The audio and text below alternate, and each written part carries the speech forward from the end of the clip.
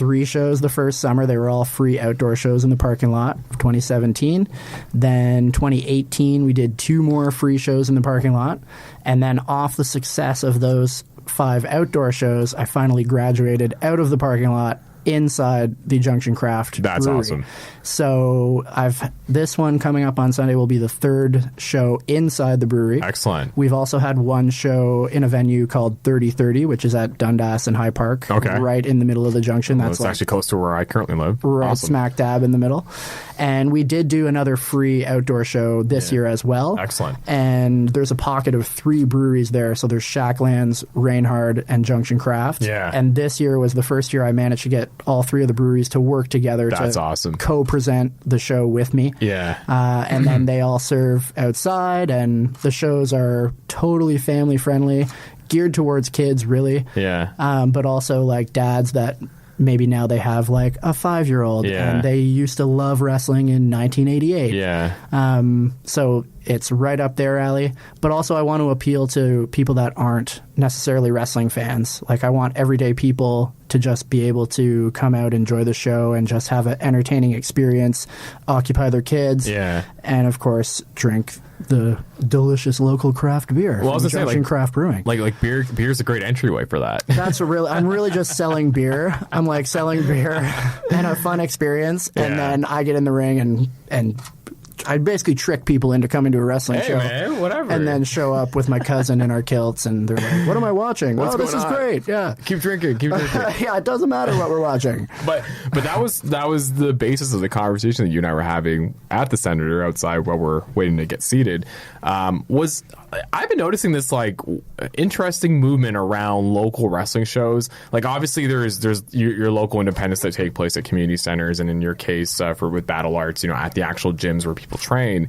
But you're starting to see wrestling pop up at like interesting venues. Like I know in Vaughan, the guys at Destiny have done like the Pizza Fests, and then I was also at the Taste of Italy, and there was like a wrestling show taking place. Like Super Kick Live has done shows like during Ozfest, like on Ossington, which is like super hipster. Like you're starting to see like these wrestling rings pop up and these wrestling shows taking place at places like at breweries and festivals.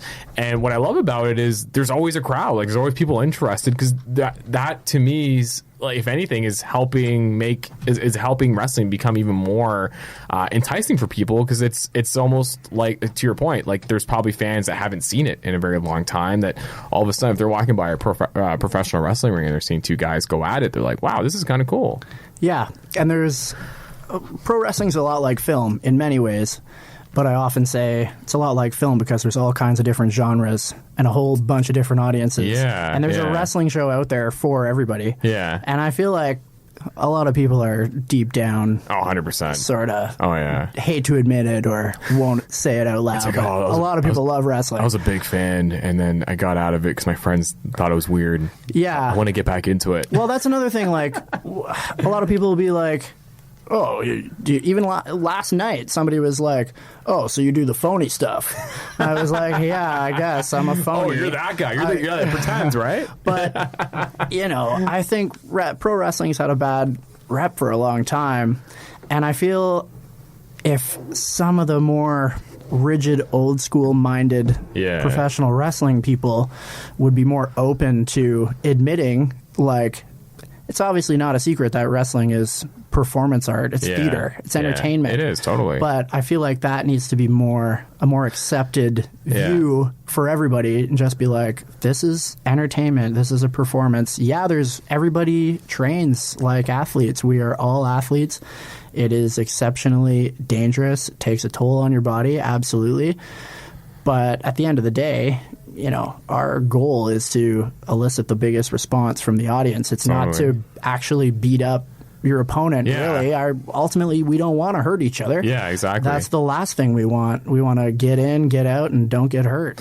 Like, do you find that, especially with these brewery shows, that you're getting a very distinct audience coming out outside of the kids that you're obviously appealing to, that are very much into the counterculture aspect of it?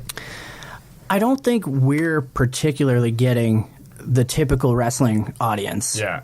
We do get some of the typical wrestling audience, But I'd say Junction City Wrestling is an atypical wrestling audience. Yeah. Because we're getting like moms and especially for the free parking lot shows where you can hear the commotion for miles around. I bet. And families will just come wandering up. Yeah. And we got like dogs and grandmas and like 3-year-olds and 90-year-olds and people of all walks of life. Yeah. The brewery shows are a mix.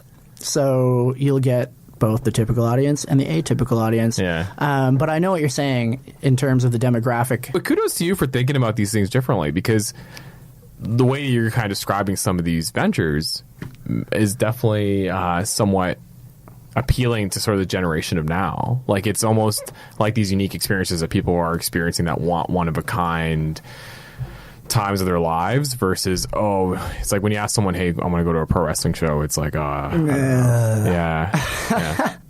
I'm actually being told that we're running out of time, Andrew, but I do want to give you like a minute to promote again what you're doing this weekend, and where can people reach out to you?